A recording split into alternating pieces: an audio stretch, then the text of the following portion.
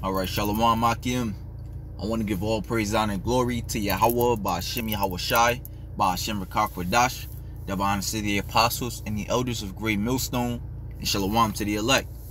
And today's lesson is going to be based upon or land back off of the Elder Apostle to Hearts video. U.S. government knows that the Lord is coming back to deliver the Israelites.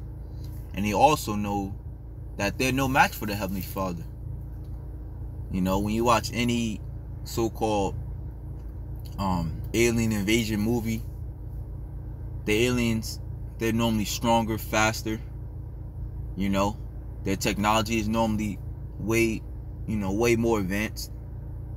They're the ones that normally take over the earth. You know, they're the ones that normally come and you know, kill the infrastructure, cause an EMP attack or whatever. You know, and I was watching this movie called Cloverfield Paradox, and it basically goes into that. You know, you had in the movie you had a few scientists that they were trying to solve the Earth's energy crisis, and at the same time there was war.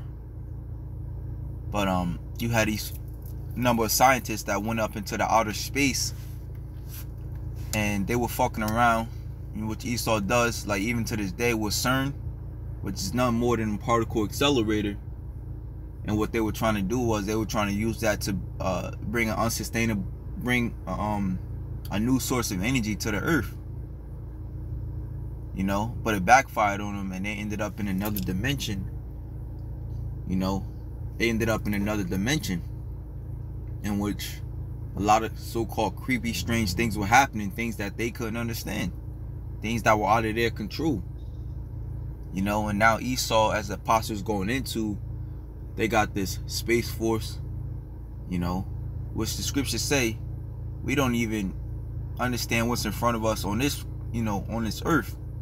How much less, you know, in the Lord's, you know, in the Lord's house, out there in the heavens, out there in the, which Esau calls it space for a reason.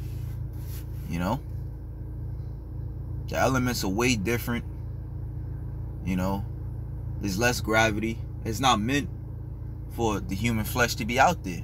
That's why Esau has to, you know, put on all types of space suits and all of that. You know, but the angels they out there flying.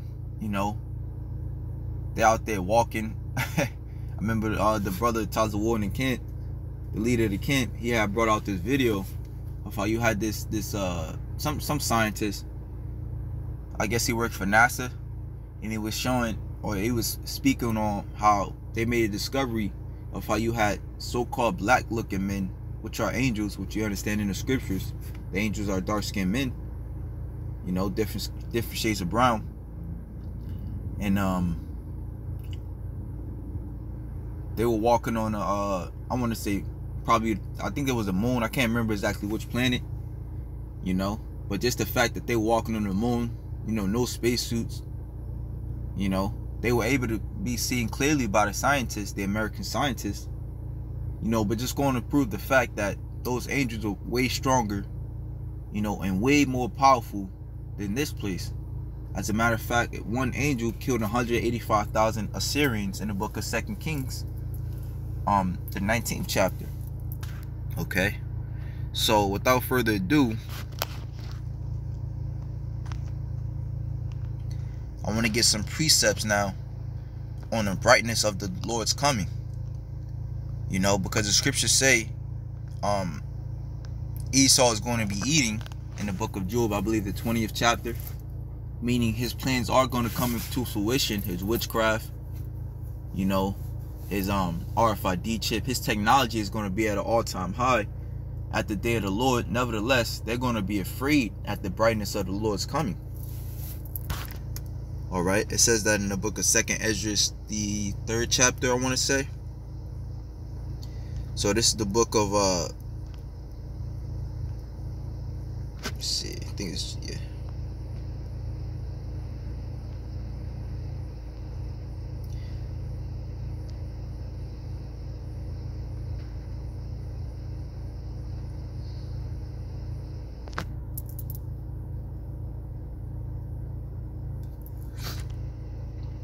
This is Joe. Let me see. I just, to get a few precepts about the dark day. Actually, I want to get Matthew 24, because in Matthew 24, look, of course, how Satan go. In Matthew 24, it speaks about all the calamities that's going to be hitting the earth prior to the Lord's return. And after all those things, if you start at the top of Matthew 24, let me see.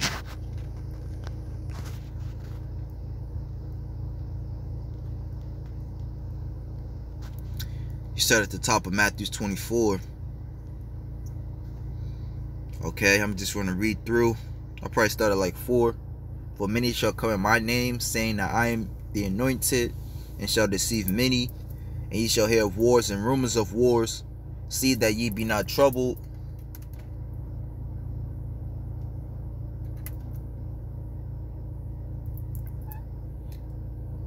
For all these things must come to pass, but the end is not yet. World War I, World War II, World War III. For nation shall rise against nation, and kingdom against kingdom. And there shall be famines and pestilences and earthquakes in diverse places. Every day you check the news, you see that, okay?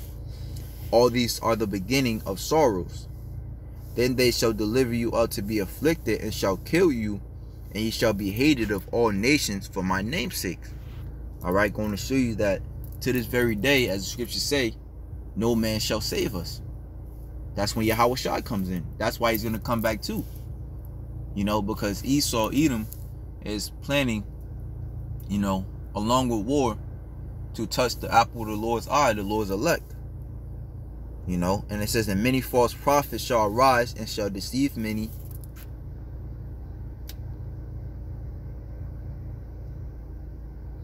And because iniquity shall abound, the love of many shall wax cool. Okay. But he that shall endure unto the end, the same shall be saved. And this gospel of the kingdom shall be preached in all the world for a witness unto all nations, and then shall the end come.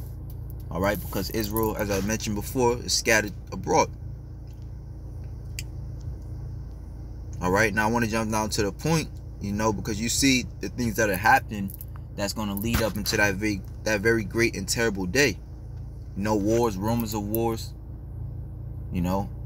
pestilences, famines. And all this, of course, we understand this prophecy, but through prophecy, it was in Esau's plans from the very beginning. So here it is, he's eating. His plans are coming to fruition. But I want to go read down into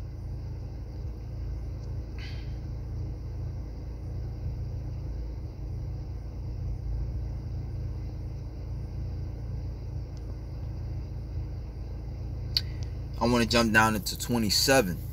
For as the lightning cometh out of the east, and shineth even unto the west, so shall also the coming of the Son of Man be. The Son of Man is who the world ignorantly calls Jesus Christ, which his real name is Yahweh Shai, and rightly so, because he's coming to save us from this everlasting slavery. For wheresoever the carcasses is, there will the eagles be gathered. Immediately after the tribulation of those days shall the sun be darkened, and the moon shall not give her light, and the stars shall fall from heaven, and the powers of heaven shall be shaken. So Yahweh Shai is going to come as he did in ancient Egypt and cast down all lies, and reveal the so-called white man for who he is, and in the scriptures, as I mentioned in Job 20, when he is about to fill his belly, the Lord is going to basically slap that fork out of his hand, so to speak. Meaning he's not going to see his plans come into fruition fully. Alright, and that's Yahweh Shai. Yahweh Shai is going to stop Esau in the midst of his high strength, with his nuclear missiles, you know, with his with all his technology, his powerful technology, the Lord is going to come and stop that. That's what the scriptures is telling us. Okay, this is, what's up with this thing, man? It's a lot, kid. Let's see something.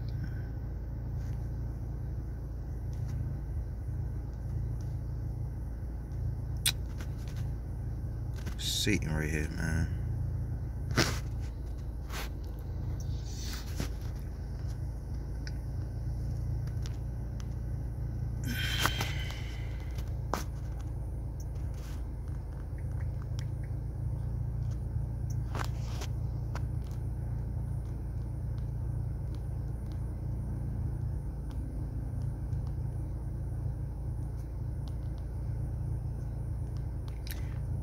This is Ezekiel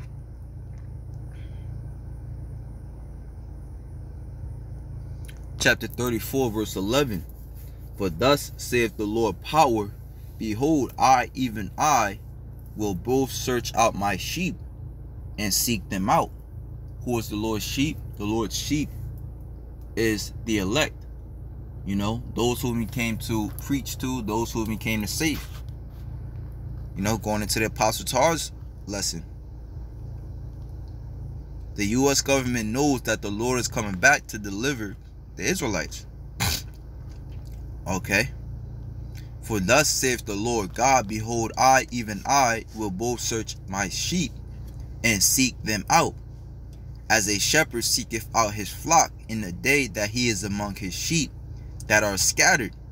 So will I seek out my sheep, and will deliver them out of all places where they have been scattered in the cloudy and dark day. You know, let's actually look at that word seek.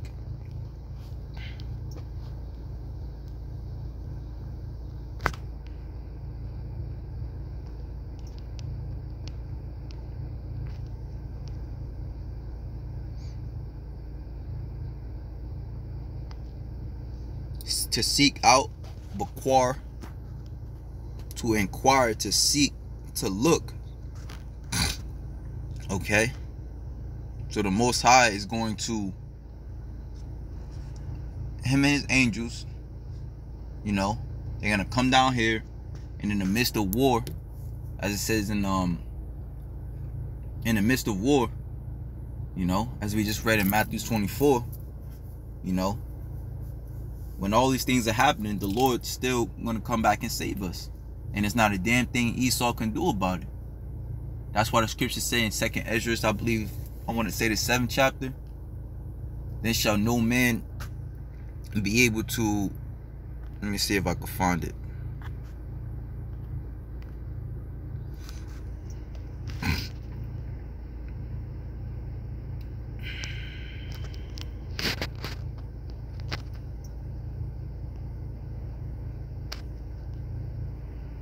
Second Ezra 7:45. Then shall no man be able to save him that is destroyed, nor to oppress him that have gotten the victory. You know, because even though, hey, the Lord is going to come back to do the bullying. You know, because the Lord is way stronger than any man on this earth. You know, much more stronger than Esau Edom, the one who's always been doing the bullying. You know, so when, hey, the Lord's going to come back and save us, man. Point being, the Lord is going to come back and save us, you know, with a might that no one has ever seen before. So it says, and I will bring them out from the people and gather them from the countries, and will bring them to their own land and feed them upon the mountains of Israel by the rivers and all the inhabited places of the country. I will feed them in a good pasture, and upon the high mountains of Israel shall their fold be. There shall they lie in a good fold, and in a fat pasture shall they feed upon the mountains of Israel. You know, and that's what we patiently waiting for. You know, that Yahweh Shem Yahushua is going to come back and deliver us from the wicked. you know, from the hand of the mighty.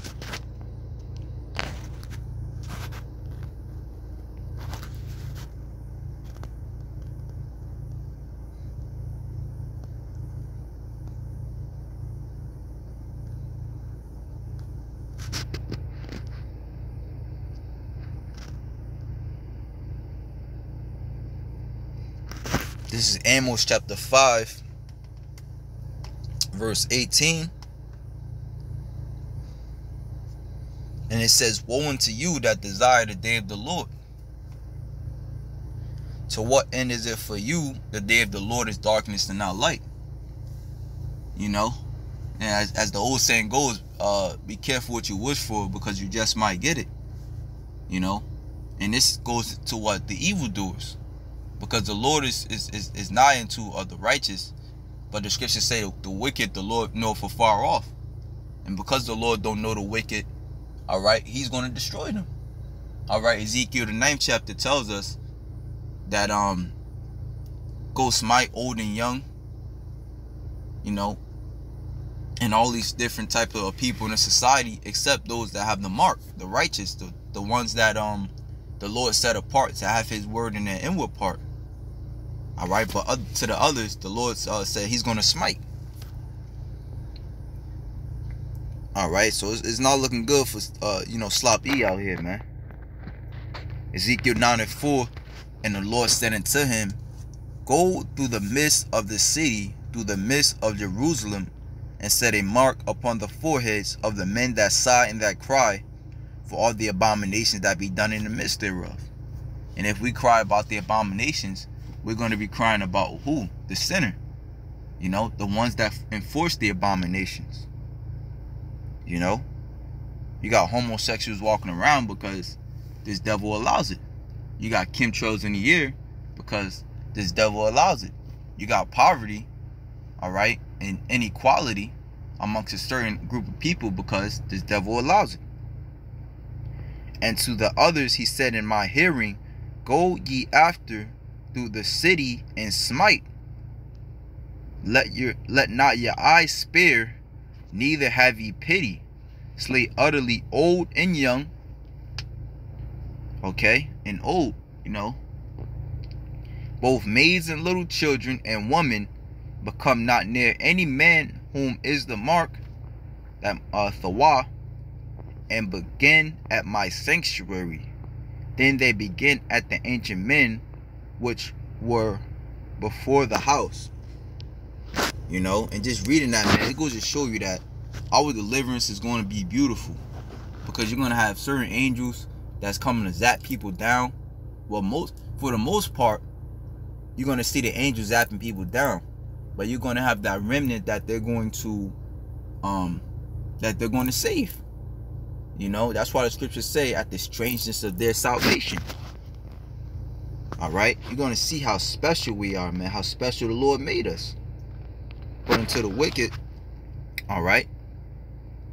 So going back into Amos 5:18, woe unto you that desire the day of the Lord. To what end is it for you the day of the Lord is darkness and not light? As if a man did flee from a lion and a bear met him, or went into the house and leaned his hand on the wall, and a serpent bit him.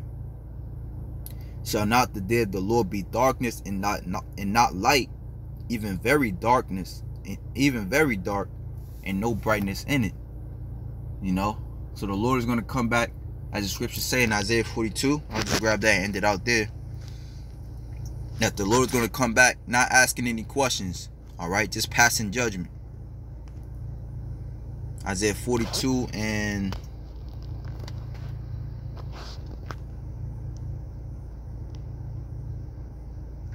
14.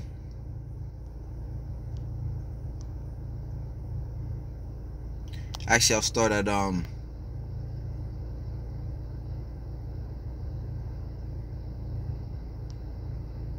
compelled to start at verse 10. So it says, sing unto Yahweh a new song, and his praise from the end of the earth. Ye that go down to the sea, and all that is therein, the isles and all and the inhabitants thereof. Let the wilderness and the cities thereof lift up their voice, the villages that Kedar doth inhabit. Let the inhabitants of the rocks sing, let them sing from the top of the mountains. And yeah, the whole earth is gonna quake. You know, everything's gonna move at the presence of the Lord. You know, when you think about it, I believe in the book of Exodus or Numbers, you know, Ezra is like, we don't want to talk to you, Moses, we want to talk to the Lord. And just at the very thought of the Lord about to turn around, the earth quaked. So just imagine how much more, you know, him sending his son in the same power to come and you know, him sending his son in his steed, you know, with that same strength to come and save us. This world is going to go crazy. Let them give glory unto Yahweh and declare his praise in the islands. The Lord shall go forth as a mighty man and declare his praise in the islands. You know, and once the Lord come back, hey man, everybody's going to know the strength and the power, and they're going to give reverence to Yahweh Hashem Yahushai. The Lord shall go forth as a mighty man. He shall stir up jealousy like a man of war. He shall cry, yea, roar. He shall prevail against his enemies. Top number one enemy, as it says in the book of Psalms, I want to say 83, you know. Top number one enemy, as it says also in Numbers 24, Amalek, Esau. All right. I have long time holding my peace. I have been still and refrained myself. Now will I cry like a travailing woman. I will destroy and devour at once. You know, there's no type of reason, no type of nothing you gonna say. In that day, it's gonna be straight up judgment. I will make waste mountains and hills and dry up all their herbs. And I will make the rivers islands and will dry up the pools. And I will bring the blind by a way that they knew not. I will lead them in paths that they have not known. I will make darkness light before them and crooked things straight. These things will I do unto them and not forsake them. So with that, shalom to the elect.